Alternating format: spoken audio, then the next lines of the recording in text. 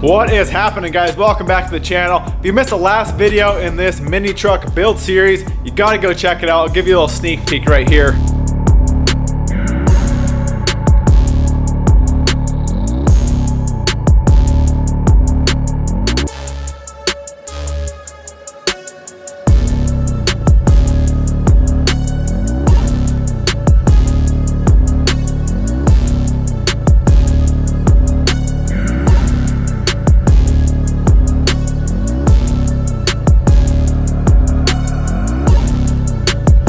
So you can see we built a winch bumper for the front of this truck. It turned out really good. Yes, I still need to paint it, but I got my reasons for that. So go check out that video. I'll have it linked up in the corner if you're interested in that one.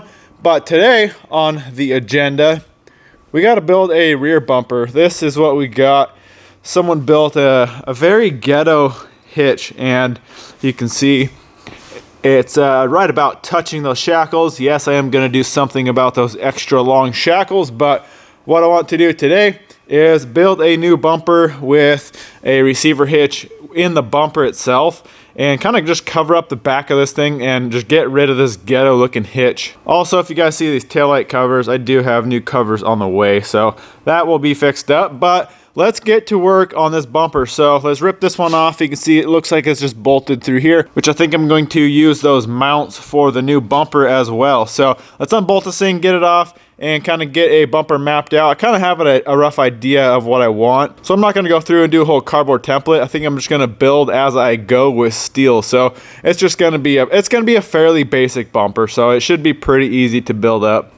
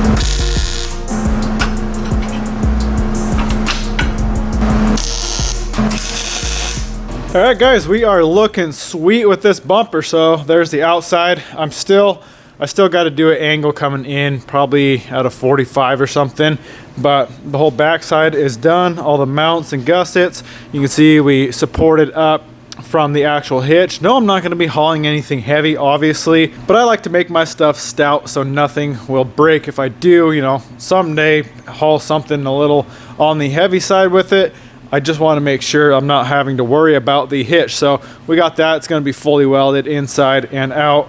This big gusset here, we got the big gussets on the mounts here tying into the frame where it bolts in. So one other thing I might do as far as mounts is put a piece out. And the reason being, these, how it's mounted to the frame, you got to get a wrench on the nut and stick the wrench way up in here, and it's all boxed in, so I can't weld a nut in there. I don't want to use riv nuts because I think these flanged bolts or nuts are going to be a lot stronger.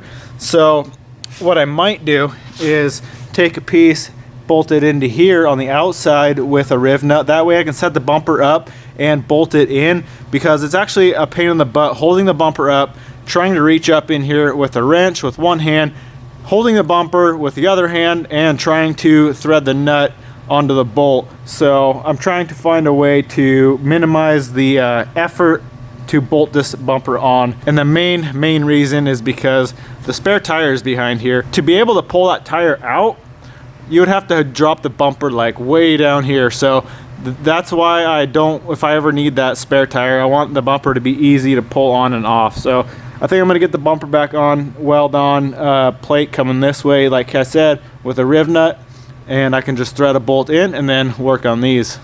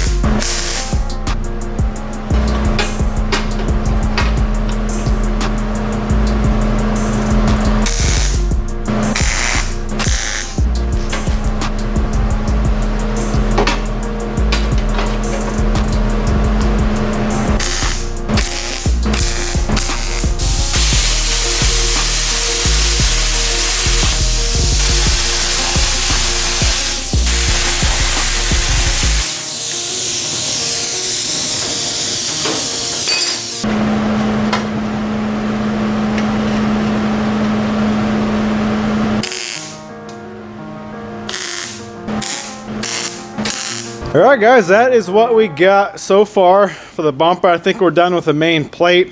What I want to do is weld this thing out before I start cutting holes in for lights. I'm going to put to the flush mount pods, and then I got the same D-rings as I did on the front bumper.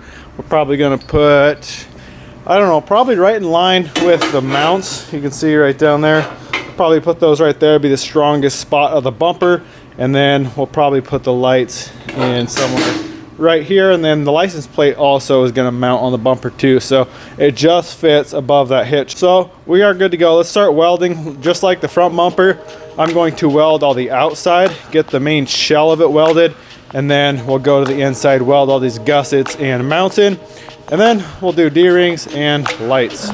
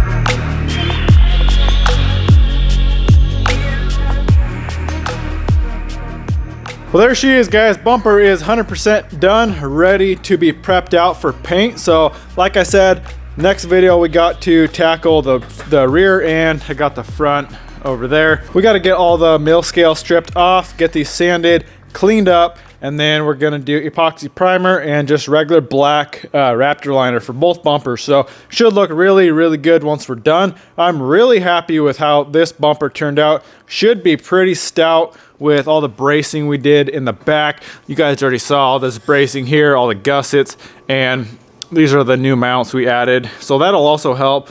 If you're looking at the welds, and it looks kind of funny, I didn't really plan on putting these tabs on, so I could have made these a lot wider and then would have closed that gap up. So I had a bit of a gap to weld there, but there's probably not going to be a whole lot of stress on that. The main reason I welded these on is, like I said, putting the bumper on and off, it's going to be a lot easier to just bolt these on and then get this thing in place, get the wrench up inside the frame, and bolt these two on. Well, that's a wrap, guys. I really hope you enjoyed it. Very, very happy with how both of these bumpers turned out. I cannot wait to get them Raptor lined and on, 100% done. We can try out the plow. Hopefully there's no adjustments we need to make with the plow, the winch, all that set up, because I haven't even tried it yet. So hopefully everything goes good with that. Well, that's a wrap, guys. I really hope you enjoyed it. Go smash that thumbs up button, comment, subscribe. We'll see you in the next one.